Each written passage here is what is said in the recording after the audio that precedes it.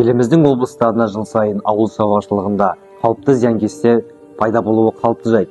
2023 жылы егістік алқаптарында септориоз және тат ауруы тарады.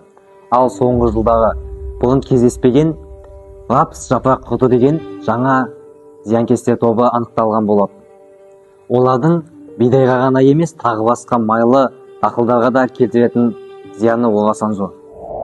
Рапс жапырақ құртынан қатты зақымданған жерлерде өнім сапасы 30%-дан немесе одан да көп деңгейге дейін төмендейді. Қорғану шаралары, төзімді сорттарды өсіру, терең жырту, қатар аралық өңдеу болып табылатындықтан егістіктегі егінді толық жойылуына дейін алып келеді. Қазіргі кезге дейін осы бір зиянкес түріне түрлі препараттар да дәрілер де өз әсерін бермеуде. 2022 жылы басталған қатерлі жағдай биыл Алматы облысы Қарабұлақ округінде қайталанды. Округ аумағында 2850 гектар жер аумағы орналасқан. Оны қолда бар бір техникамен улап шығу мүмкін емес екені анықталып, 660 гектар жер аумағы жарамсыз болып танылды.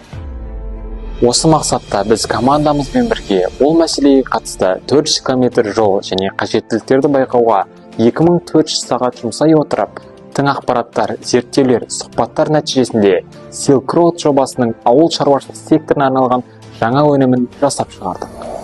Silk Road өнімдері тек рапс жапырақ құртына ғана емес, өзге де зиянкестерге қарсы және тыңайтқыш ретінде қолдануға болатындығымен ерекшеленеді.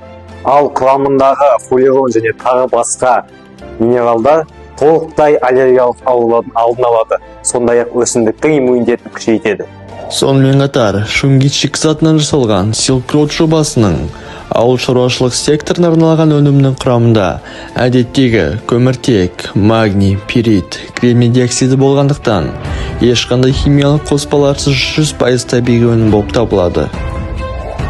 Сонымен қатар, Шығыс Қазақстанға жасаған сапарымызда еліміздегі әр аймақтағы ауыз су құрамындағы ауыр металдардың мөлшері 25%-дан жоғары екенін анықтап, шунгит өнімінен тұратын Silk Road фильтрін жасап шығардық. Silk Road өнімі сапасы ауыз судағы вирустар мен бактерияларды жоя алады. Сонымен қатар асқазан, бүйрек, бауыр және тағы басқа ауруларды емдеуде оң әсерін тигізеді. Silk Road жобасы қоршаған ортаны қорғауға және адамдардың денсаулығына ықпал ете отырып, жалпы қоғамға пайда келеді. Бұл пестицидтердің ластануын азайтуға және адамдардың өмір сүру сапасын жақсартуға көмектеседі. Жыл санап жер шары тұрғындарының саны өсіп, ашаршылықтан зардап шегіп жатқан елдер саны көбеюде. Осыған орай азық-түлік қауіпсіздігін қамтамасыз ету, азық-түлік дағдарысын шешу, оның алдын алу біздің мемлекетіміз үшін де мән маңызға ие. Silk Road жерге іңкәрлікпен, адамдарға қамқорлықпен.